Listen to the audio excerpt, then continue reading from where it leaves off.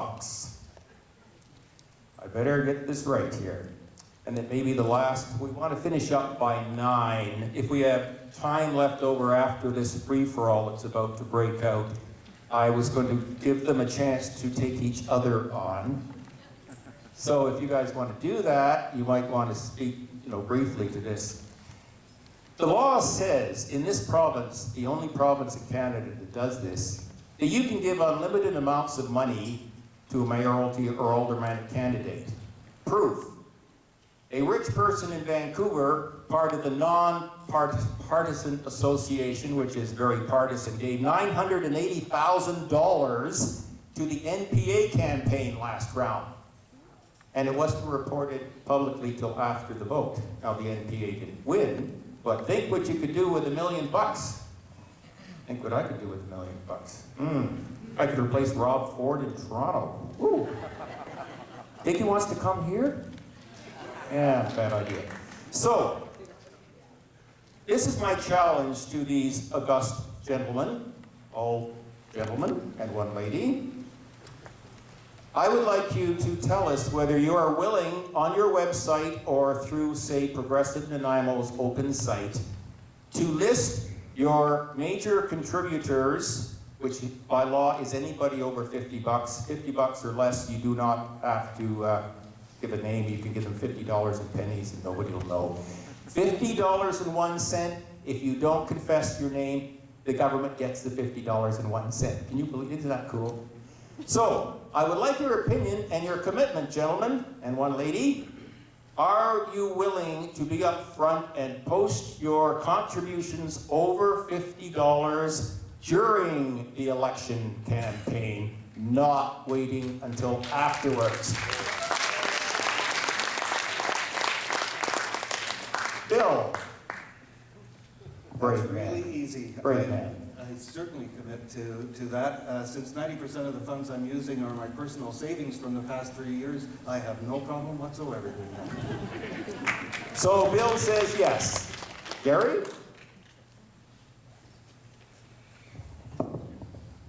During your due diligence on choosing someone to lead this community for 4 years and have some control over a $200 million budget, you can go on the city website and look at the financial disclosure forms going back several elections, and you'll find that I fully disclose all of the funds that people have donated to me over the years. This time will be very easy. My funding of my campaign is entirely by Gary Corpin personally. We need a council that does not have its financing by special interest groups or groups slates. We are in danger of having people with limited special interests controlling the decisions of this community.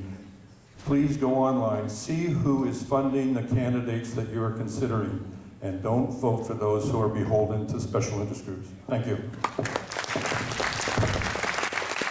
Who's next? Well, you're going to confess to those $1 million contributions in public, Al? Oh. Nobody gives me a damn thing, not at the time of day. Except grief. What money I spend, I earn. Like I said, I work for a living, what most of you, or some of you may know, I truck for a living, and you ain't ever seen a rich trucker. That's just a guaranteed fact. All the money I spend, it comes out of my pocket. The wife won't even give me any. So, truth in that, too. I have no problems. One reason I don't want nothing from anybody is because if I take something from you, that means I owe you something. And I don't want 2 years down the road coming up and say, hey, Al, remember when I gave you that $100? That ain't the way it's supposed to be. If you haven't got enough faith in yourself to spend your own damn money, why should the people have any faith in you? That's about it, folks. Thank you. Thank you. Bernie. I'm 72 years old, I can touch my toes, and I spend every last penny of my pension check. And if you want change, I hear you say change. I am change. Vote for a strong, honest woman in the city of Nanaimo for a change. Thank you, Bernie. Jim, you have to volunteer for this. The last election in 2011, I spent $21,000 of my own money, and I got 12% of the vote. Now, I was pretty happy with that, actually. I felt for an absolute no name, no preparation, that I was pretty proud. We ran a good campaign. I was happy with the message we got out and the people we touched. 2,139 votes. Thank you. After that, my wife made a rule. She said, if you want to do that again, you're spending somebody else's money.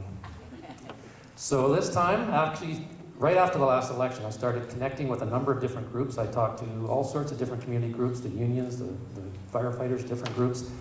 And I realized that there is certain allegiances, and I'm probably not going to get big chunks of money from those people. So I started a different approach. I started a campaign going back through the contacts I have over the last 5 years in Nanaimo. I have just shy of 2,100 contacts in my iPhone here. And I sent a message out to them. I said, I need some help. I did the math based on last time, and I said, I need $12. I can say I've got dozens of supporters now. Whether or not I have enough to run the campaign I ran last time, I've got $5,000, $6,000 worth of stuff left over from last time, and I was pretty proud with the efficiency of that investment. So I'm looking forward to sharing the new thinking that I'm offering, and I'm doing it $12 at a time. Thank you. Next. Why do I feel this is an entrapping question? I'm a working guy, just like most of the people in this room. I get contributions from small businesses. I get contributions from friends, from family. What I don't want to have happen is find out after the election that because perhaps my campaign people didn't keep the log accurate enough and there was a mistake made, that I could lose the seat because of it. The provincial government has given us rules. Why don't we just work with the rules that we've got now? No, I'm not taking big checks from great big multinationals. No, I'm not taking checks from big unions. I'm taking it from average people that are helping me fund this campaign. So if you can believe that, then stick with me. I'll make sure that I do you proud. I don't want to be entrapped with this. I'm just a working guy like most of you. And yes, I do take contributions from many different sources. Thank you. Thank you. Kendall.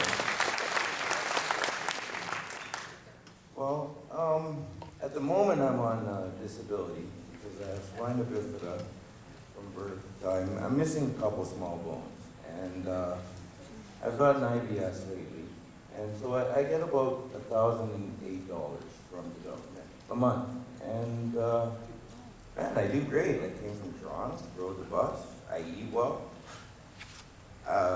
Spending's easy for me because I do work and I get things for that work. I volunteer a lot. Since I was young, I did Meals on Wheels with my mother. And so I'm at the Salvation Army, it's getting cold, and I've been helping out. And they said, well, do you want a winter jacket? I said, well, sure. And all of my financials are online. You know, if you want to sit and look at it, I take pictures of my receipts and it all adds up. Really easy. Thank you. Thank you. Okay.